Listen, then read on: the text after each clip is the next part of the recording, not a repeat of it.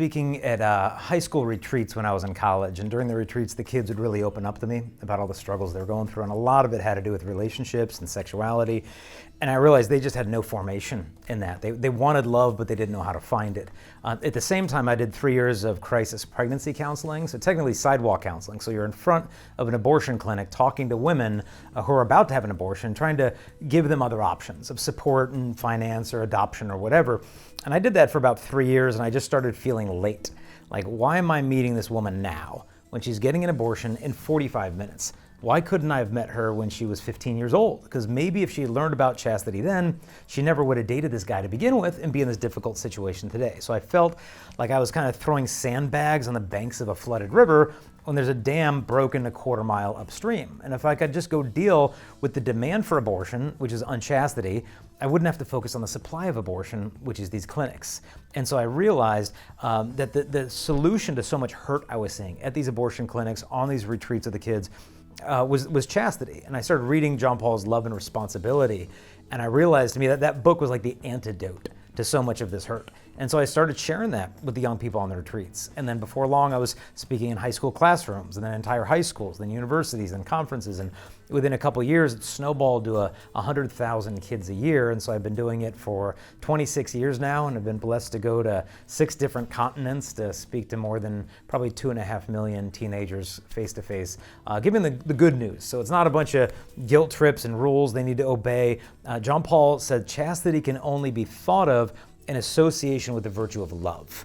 So it's that virtue that frees us to love. It's the virtue that frees you to know if you're even authentically being loved. And so I find teens really connect to that, because what they want is love. And if they can realize that this virtue is what's going to help them find it, they're so much more open to receive it. No, it's extremely hopeful in my eyes. I just got back from a conference 2 weeks ago. Had 20,000 college students there, and Eucharistic adoration, and listening to different talks on chastity and gender and spirituality and vocations. 20,000 college kids taking their free time on winter break to be formed in their faith. And so I think overall culturally, the good is getting better and the bad is getting worse. Kind of a polarization of what's going on. But the worse things get, the less satisfied people are with their lives, because people think, oh, chastity, isn't that kind of unrealistic? But what's unrealistic is expecting somebody to find fulfillment living outside of the will of God. That's unrealistic. And so the more they fall into this hookup culture, the more unhappy they are. They surveyed college students and asked them, what would you rather have, a hookup or a traditional romantic relationship? And the vast majority of college guys and girls said they would much prefer a traditional romantic relationship than a hookup. But they were twice as likely to hook up as they were to go on a first date. And so it's almost as if they ached for something they didn't know how to achieve. And so I think it's such a pivotal time now for us to be able to step in and proclaim this boldly. And I find that young people are remarkably receptive to this. I don't have a hard job selling chastity to teenagers. It's like giving out filet mignon steaks in a starving nation. I mean, they're so made for this, where their hearts are made for love, their minds are made for the truth, and chastity kind of gives them both. Not as this list of rules that you got to stay strong and just stay away from that until you get married, but no, like, this is the virtue that will hold your marriage together. Because if a man doesn't learn self-control prior to getting married, he'll never even make love to his own wife. He'll use his wife's body as an outlet for what he thinks of as his sexual needs, and a woman's heart can tell the difference. And when girls hear this, it's like, yeah, like I want a man to look at me with reverence. I want to feel safe in the gaze of a man who claims to love me. And a man wants to give that to her. But it's like, okay, how do I give that to this woman I love when I've been marinated in all this pornography for 10 years? How do I heal from all of this? And so I find the young people are so ready to be challenged on this, to be called to, as John Paul said, to be the saints of the new millennium. Well, we'll speak in public schools where I'm not allowed to bring up God. In the States, there's this separation of church and state. And originally what that meant is it was to protect religion from the state, not to protect the state from religion. But it's kind of gotten reversed to the point now, no, you can't even say God in the public schools. So, okay, so when I go to the schools, I play by those rules, and I don't mention God, church, faith, anything. And kids will come up to me and say, I don't go to church, but now I actually understand that this makes sense, even though I'm not a religious person. That this is really grounded on the principles of the demands of authentic human love, which transcend any faith background or lack thereof. So we've spoken to correctional facilities, public schools, universities like Princeton, Harvard, United States Air Force Academy, Naval Academy, and the people come up and we've never had one disrespectful audience ever in 26 years of doing this. One boy came up to me in a real secular part of the country and he said, I know what you mean about divorce. He said, Jason, my dad is on his 9th marriage. And the boy's like 16 years old. And these young people who've been through some rough stuff are surprisingly open to this message of chastity. It's one that they haven't even heard before. It's just like, well, you kids are going to do it anyway. And then they give into that lifestyle, and then they wonder, am I the only one not satisfied here? Am I the only one disappointed that hookup just left me feeling used and unwanted? In fact, for the college students, they asked them in a survey, how do you feel after a hookup? 5% said that they felt proud, 2% said they felt wanted. I mean, 98% leaving you feeling unwanted. It's no surprise to me that even those that don't go to church are surprisingly open to hear about the solution. Yeah, well, the function of chastity is to protect love. I was in St. Peter's Basilica today, and with my back to St. John Paul's tomb, if you look up towards the top, you'll see the statue the church has of the virtue of chastity. And a lot of people walk by and don't even recognize what it is, but it's the virtue of charity, which is a bare-breasted woman holding a unicorn with one hand by his horn and a delicate flower in the other. And the breast that's veiled is the one towards the unicorn, which symbolizes the masculine. And the breast that's unveiled is towards the feminine, towards the woman. And she's looking into the eyes of the unicorn. And the idea of this is that if the strength of man and the beauty of woman are to be united in a way that doesn't destroy them, it must be through charity. It must be through the virtue of love. And so this is the image of charity, of chastity. A half bare-breasted woman bringing together the masculine and the feminine. Because charity is created in that way as a symbol of like a nurturing mother, a mother that would feed a child. And so that's the idea of chastity, is that it makes love possible. Because lust is the enemy of love. And lust is not sexual desire or attraction or passion. All of those things in and of themselves are good. What lust is, which the Pope kind of pointed out, is the reduction of a human person to their sexual value.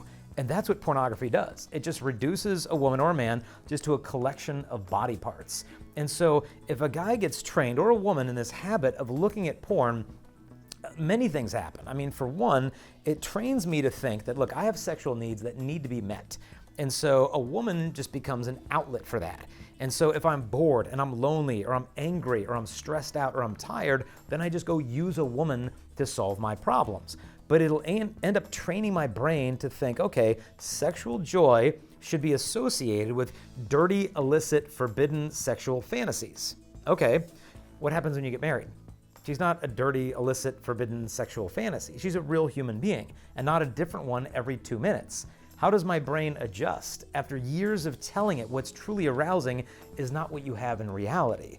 And so this is not a pathway to love, because marriage is not the fulfillment of porn. Porn is the distortion of human love. And so we have to kill these habits to be free to love. And that's why I tell guys, if you're still looking at pornography, you shouldn't even ask a woman on a date, because you can't ask her to commit to you unless you're prepared to be faithful to her. You just can't do that. And some guys will say, well, look, I haven't looked at pornography in a month. It's out.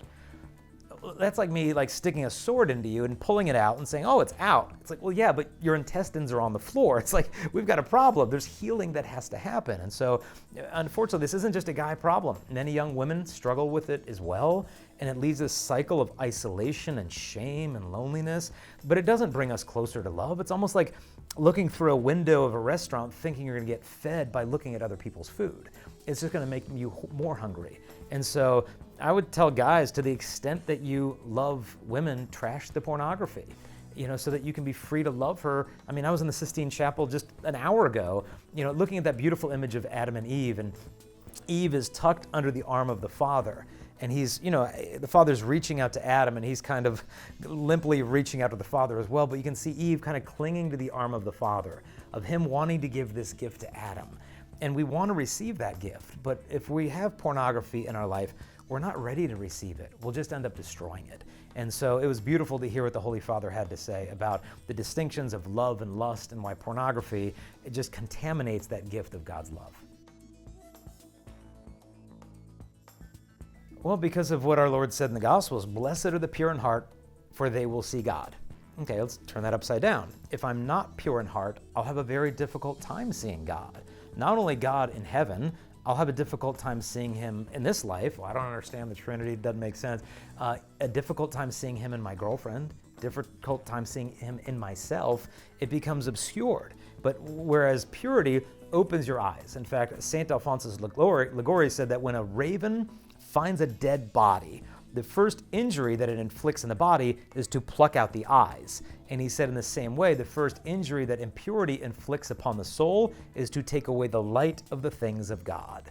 Seeing God in each other, seeing God in the church, in heaven, it just gets taken away. And so the church, if the church wants people to see God, it needs to help them to be pure in heart. And there's nothing that I think makes it harder to be pure in heart than our screens. Because, I mean, it's 2 clicks away from this whole world of perversion, of struggles that you ordinarily wouldn't have. But that's why, I mean, the parents have to get on top of this stuff, of being on top of what their kids are looking at on the phones and not giving them phones too soon. But in the same respect, we've got to be our own filter at the end of the day, because we cause 90% of our own temptations by what we look at and who we hang out with. And so we've got to have custody over our eyes and senses. But the function of this isn't just to manage your sin. The function of this is so you can be free to love. Because if I can get rid of that stuff and I can look at a woman, John Paul II said that when Adam first saw Eve, that she experienced all of the peace of the interior gaze, that he could look upon her naked body. And she knew that he was looking at her, not as some collection of body parts, but as his respected and beloved companion. And that gaze with that heart of God out of Adam gave Eve this incredible peace in her nakedness. And so that's God's plan for man and woman. But lust contorts that, where a woman can tell, not just from 5 feet away, she can tell from 100 yards away if a man is looking at her as something. And it creates, I think, in a woman this kind of restless vulnerability, a resentment, even towards men or even towards her own sexuality. But John Paul said that when we grow in purity of heart, John Paul said, we come to an ever greater awareness of the gratuitous beauty of the human body, and that beauty becomes a light for our actions. And what he meant by that is that when you grow in purity of heart, you don't become numb to people's beauty. It's like, I find nobody attractive anymore. That's not purity. That means you're dead. Purity of heart means that I can actually see the beauty of the woman and realize that her body is proclaiming that she deserves to be loved, and that I should respond in love to the body, not respond in lust. In fact, I know a monk, when he was a young priest, he's a bishop now, he said that he was over here in Italy, and an elderly priest came home just beaming and smiling. And the young priest said, "Oh, Father, you look really happy." And the old priest, he said, "Oh, I just saw the most beautiful woman walking down the street." And he said, "I just wanted to applaud." And then he just walked on. But what a healthy response to beauty, not grasping or resentment. Why can't I have that? But just like, "Oh God, wow, you did great." And then he just moves on. That's the idea of beauty, is to lead us close to its source, which is heaven. And all the devil can do is try to twist that ramp to send us up and then make the object of our attraction the end of it, when it's supposed to launch us to the ultimate end of what we desire, which is perfect love in God. To be frank, sometimes the parents need a chastity talk more than the kids do. You know, and it'd be nice if it was just the kids are the problem and the parents are the problem. No, where are the kids finding this stuff? A lot of times on the parents' computer. I remember one girl telling me, she said, "I've been looking at pornography every day for 5 years." Because she said 5 years ago is when I found my dad's pornography. And he doesn't know that I know what he looks at. And he doesn't know what I'm looking at. But every day since I found his addiction, it became my own. And so we can't look at this as the parents have it all together and the teens are an absolute mess. No, because the parents, unless the parents are willing to practice the virtue of chastity inside of marriage, then it's naive for them to expect their children to practice that virtue outside of marriage, because that virtue is more easily caught than it is taught. And so I think it needs to begin in the marriages, in the families, that they need to be practicing chastity and what that means in the marriage. Then it'll flow more easily from that. It's not obviously a guarantee. I like to think of Saint Teresa of Lisieux, she's a canonized saint. Her mom, canonized saint. Her dad, canonized saint. Her sister got kicked out of Catholic boarding school 3 times for behavioral problems. It's like, I love it. Like, did you not get the memo? We're doing the saint thing. But it's a real family, and kids go down different paths sometimes. And, she finally got her act together and became a nun when she was 37, but she took quite a detour. And so I think if we're going to eradicate this in the United States, it has to start within the family. Filters are helpful, devices that screen stuff and block it on the phones. It's helpful, it's important, but there has to be accountability.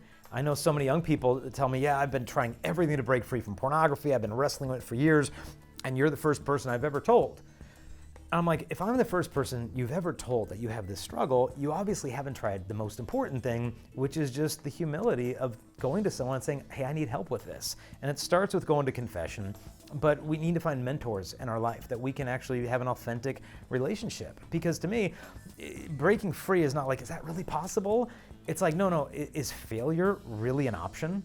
Like, is being like a 35-year-old porn-addicted man really what you want to have in your future 20 years from now? Like, you want to be that guy who's got to slap his laptop shut when his 5-year-old girl comes in the room because she can't see what dad's seeing? Like, you want to be that dad? I don't. Okay, kill the habit now. Don't wait for your marriage to fix it, because that's the problem. We're treating marriage preparation like it's something you do 6 months before your wedding date. That's triage. I mean, Pope Francis said marriage preparation begins at birth.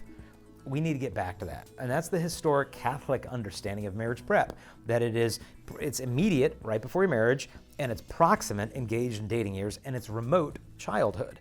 And this is all marriage prep. And so if we're thinking that we can just indulge in porn and then maybe I'll get rid of it, when I get married eventually, it's going to be like bringing a dragon into a castle. It's going to destroy the whole kingdom.